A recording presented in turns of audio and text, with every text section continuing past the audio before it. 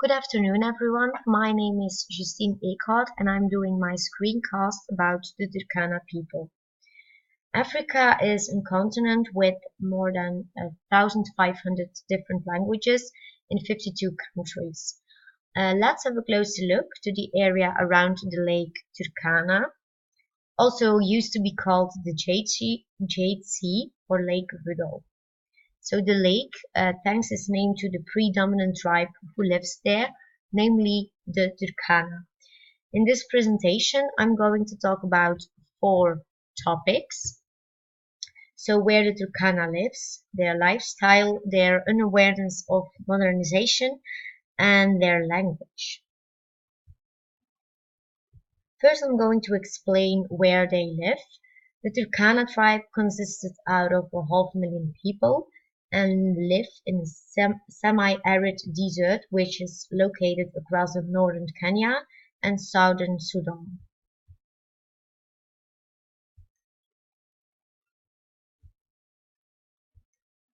The second part that I'm going to discuss is the Turkana's lifestyle. They live for their livestock, so this means that their animals are very important to them if they want to survive. It contains oxen, camels, goats, and sheep. So in this order of importance, or in that order of importance. So the oxen are the most important, and the sheep are less important than the oxen. The people of the Turkana will do everything to protect their animals because of this they have. So the people of the Turkana tribe will do everything to protect their animals.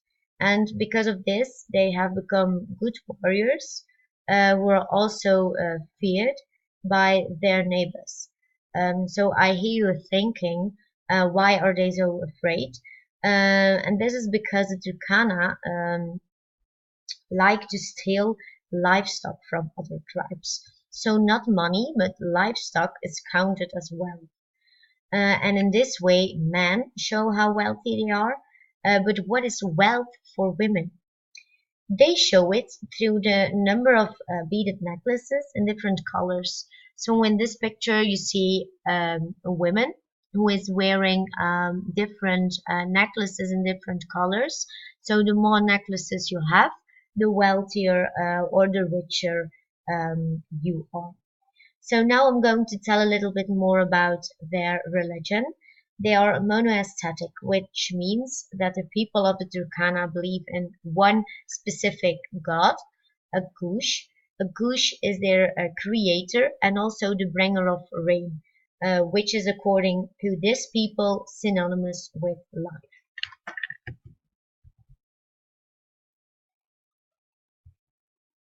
So the modernization and their unawareness of the modernization.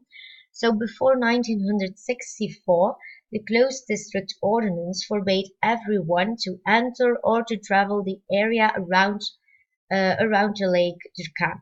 So the area between Sudan, Uganda, and Kenya. Because it was unsafe. So according to them, it was unsafe, and only officials could cross the border. But after 1964, so after their independence, the ordinance decided it was safe enough to let people travel there.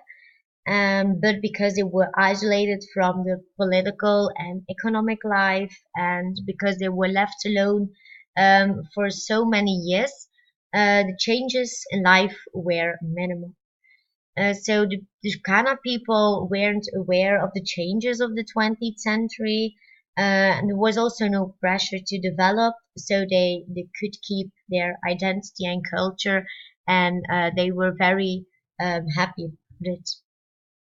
The last topic that I'm going to discuss is their language. So, as I already mentioned, Africa has more than 1,500 different languages. The Turkana language is one of the 69 languages in Kenya, and every tribe in Kenya has its own language.